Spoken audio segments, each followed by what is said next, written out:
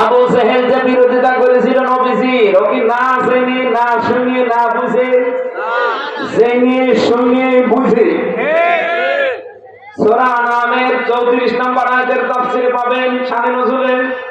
আবু জেহেল তার এক শাগরেদ, তার এক মুরিদ, তার এক কর্মী আখনাস ইবনে শুরাইব, এই লোকটাকে ডাক দিয়ে বলছে, নেতা আব্দুল্লাহর বেটা মোহাম্মদ যে কথাগুলো বলে, কথাগুলো কেমন? আবু জেহেল বলছে, সব সত্য কথা। কর্মী ডাক দিয়ে বলছে, কি বললেন আপনি? সব যদি সত্য কথা হয় যে আপনি মানেন না কেন?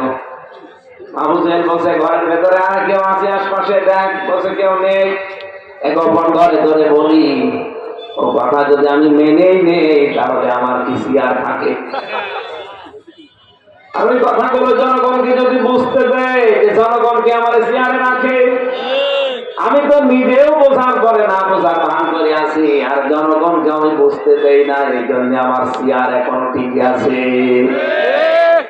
বাংলার মানুষেরা আবু জেহেলের এই জীবনী পড়ার পর এই শানে নজুল আমি বানিয়ে বলছি না, আছে সূরা আনআম, এটা 7 নাম্বার পারা 10 নাম্বার পৃষ্ঠার 12 নাম্বার লাইনে 34 নাম্বার আয়াতের শানে নজুল, যে কোনো তাফসীরে পাবেন। আখনাস বিন শুরাইব এই কাফেরকে, এই কর্মীকে ডাক দিয়ে বলেছিল, বেটা এই কারণে তুই কর্মী আর আমি নেতা, ওর কথা সব মেনে নিলে আমার সিয়ার থাকবে না।